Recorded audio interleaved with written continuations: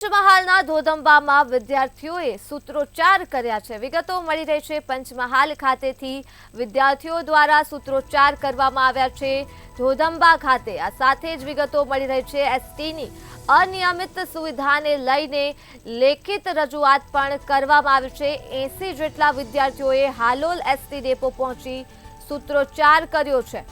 ત્યારે શિક્ષક મેળવવા માટે સરકાર નિયમિત એસટી ફાળવે તેવી માંગ કરવામાં આવી છે। અનિયમિત એસટીને કારણે વિદ્યાર્થીઓનું ભણતર બગડી રહ્યું છે, જેને લઈ સૂત્રોચ્ચાર કરવામાં આવ્યા છે। પંચમહાલના ધોધંબા ખાતે વિદ્યાર્થીઓએ સૂત્રોચ્ચાર કરીને પોતાનો વિરોધ નોંધાવ્યો છે। એસટીની અનિયમિત સુવિધાને લઈ વિદ્યાર્થીઓએ લેખિતમાં પણ રજૂઆત કરી છે।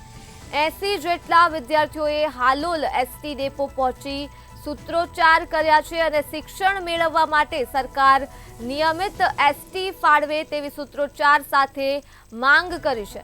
તો અનિયમિત એસટીના કારણે વિદ્યાર્થીઓનું ભણતર બગડી રહ્યું છે। ત્યારે મામલો પ્રકાશમાં આવી રહ્યો છે પંચમહાલથી। પંચમહાલના ધોધંબામાં વિદ્યાર્થીઓએ સૂત્રોચ્ચાર કર્યો છે। એસટીની અનિયમિત સુવિધાને લઈને લેખિતમાં રજૂઆત કરી છે। પંચમહાલના ધોધંબામાં વિદ્યાર્થીઓએ સૂત્રોચ્ચાર કર્યા છે અને એસટીની અનિયમિત સુવિધાને લઈ લેખિતમાં રજૂઆત કરી છે।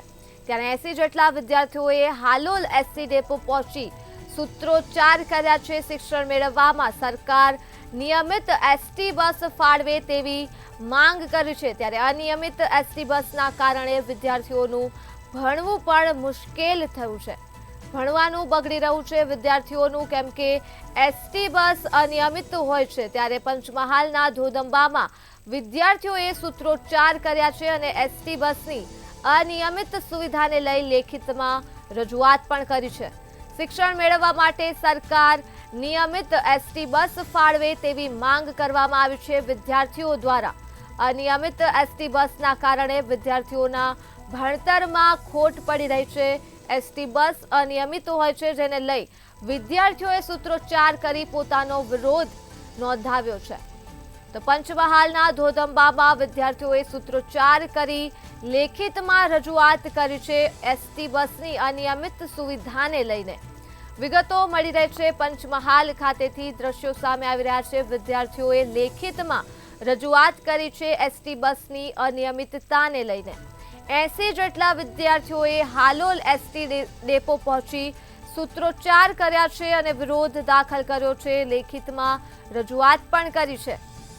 તો શિક્ષણ મેળવવા માટે સરકાર નિયમિત એસટી બસ ફાળવે તેવી માંગ કરી છે।